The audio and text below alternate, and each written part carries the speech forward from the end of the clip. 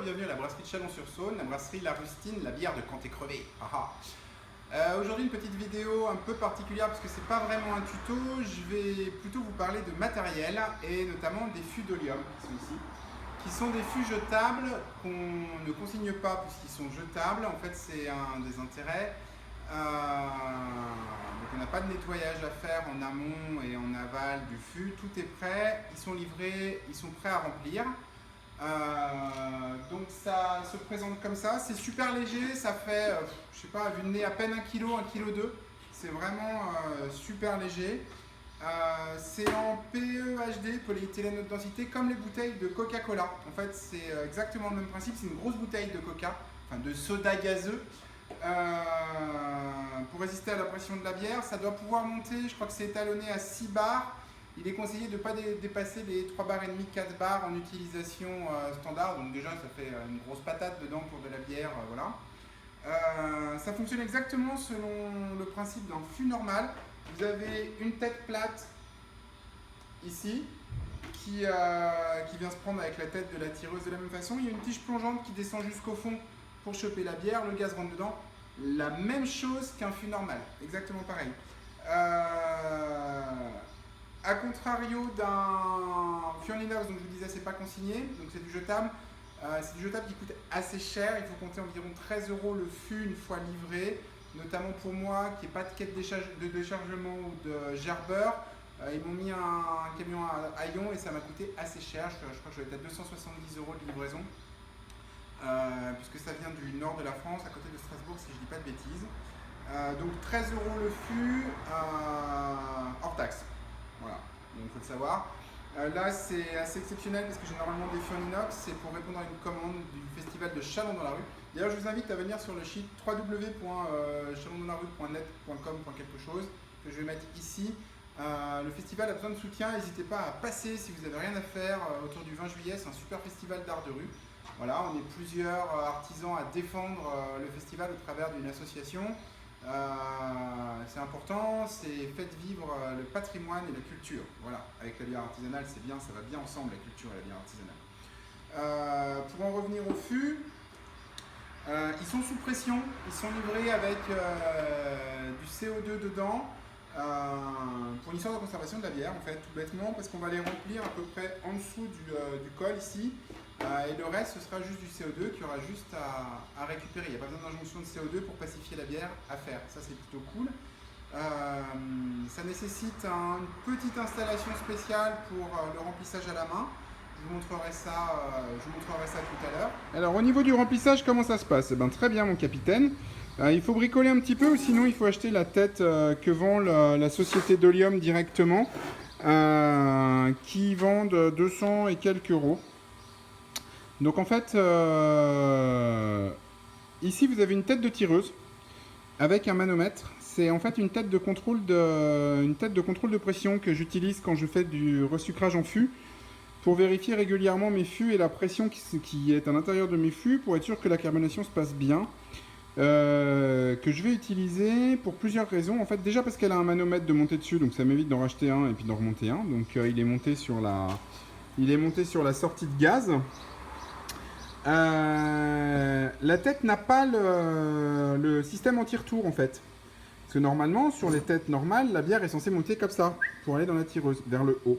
Et elle n'est pas censée revenir vers le bas. En fait, quand on décapsule, quand on désenclenche le fût, la bière ne coule pas par la tête pour éviter de vider le circuit de la tireuse.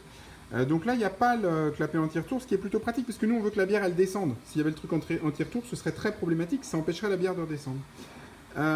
J'ai un petit adaptateur parce que les pas de vis de tête de tireuse à bière sont des pas un petit peu particuliers. Donc j'ai un petit adaptateur qui vient du système de nettoyage de la tireuse que j'ai bêtement récupéré. Un collier, un tube alimentaire, donc c'est du 15 par 19, c'est du cristal acheté chez Bricotruc, Casto Machin. Et le dispositif qui va me permettre de me raccorder à ma cuve de resucrage. Donc c'est un bête raccord gaz tout simple avec un joint en fait. Bon là j'ai mis un coude, ça peut être un raccord droit en fonction de notre installation. Comment ça va se passer? On va donc raccorder le bout à la cuve de resucrage, la bière va couler dedans, tac tac tac, elle va venir dans le fût. Et petit à petit, la pression du fût va monter, forcément, puisque l'air ne peut pas s'échapper, puisqu'il y a un manomètre. Donc l'intérêt, alors je vais laisser, voilà. L'intérêt, c'est qu'ici vous avez une soupape de décompression qui est, j'essaie de m'approcher, voilà, qui est réglable avec ce petit écrou là. Cet écrou il se visse ou il se dévisse, ce qui permet de tirer plus ou moins le ressort de la soupape et d'avoir une soupape qui décompresse à une certaine pression qui est indiquée ici. Donc le truc c'est de réussir à la régler à 0,7-0,8 pour que le gaz s'échappe pendant le remplissage et qu'il s'arrête quand il est à 0,8 bar et voir à peu près où se fait le niveau du fût. Ça on verra tout à l'heure. Et par un peu de finesse, on devrait pouvoir réussir à le remplir quasi automatiquement pour qu'il s'arrête à la bonne pression et au bon niveau de remplissage. Voilà, ça va être un peu plus fin à faire. Et sinon, c'est une tête de tireuse toute bête, juste sans le clapet anti-retour. Donc c'est vraiment montable. Ici, vous pouvez à la place du mano, vous pouvez simplement mettre un robinet quart de tour, comme les robinets qui sont montés sur les détendeurs de bouteilles de CO2. Hein. Vraiment, ça c'est parce que je l'ai que j'utilise. Ça me permet quand même de contrôler. Voilà. Après, il y a moyen de le faire pour une solution encore un peu moins chère. Ça vient de Tout pour la bière. Un site que je recommande parce que Franz est un gars super qui répond très très vite aux questions et qui est vraiment hyper arrangeant. C'est un très bon site. Il y a plein de tutos en ligne qui viennent de Tout pour la bière. Voilà, c'est vraiment pas mal. Voilà. Allez, et ben on va choper la cuve d'or sucrage, la remplir, brancher le bidule et remplir un fût avec vous. A tout de suite. Donc nous voilà de nouveau avec la remplisseuse. Donc la cuve de sucrage est pleine. J'ai mis à peu près 3,7 g par litre pour cette bière. Le système de raccord est branché. J'ai mis une cuvette parce qu'en fait le problème c'est que comme j'ai plus de clapet anti-retour pour remplir, quand je change de fût, le tuyau se vidange et ça coule par terre. Je n'ai pas la solution. L'agitateur agite. J'ai fait un premier fût pour essayer pour voir l'idée. C'est parti. Donc on prend bien entendu un de nos fûts, un coup de désinfectant alcoolisé sur la tête. Voilà, c'est préconisé par le constructeur du fût. Sachant que c'est un désinfectant alimentaire, ça peut être en contact avec la bière, il n'y a pas de souci. Donc voilà, le fût dans la cuvette, la tête.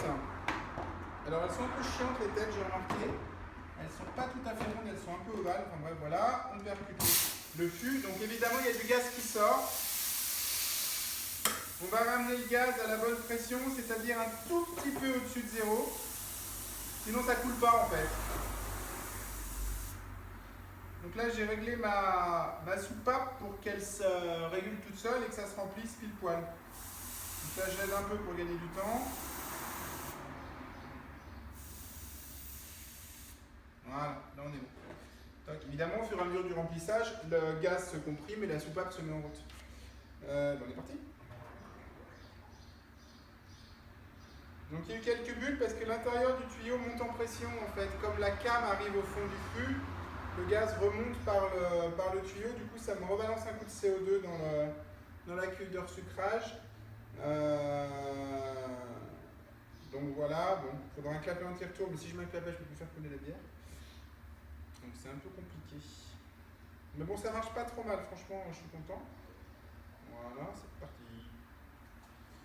Donc je vais vous montrer en contre-jour ce que ça donne.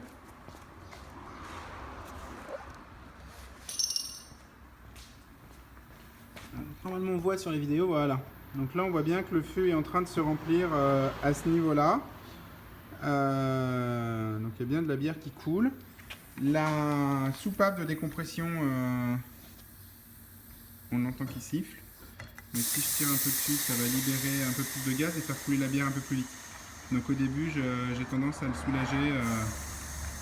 soulager un peu la pression pour que ça monte, ça remplisse plus vite, sinon ça met vraiment longtemps. Là, effectivement, vous voyez, l'inco. Tout de suite, beaucoup plus.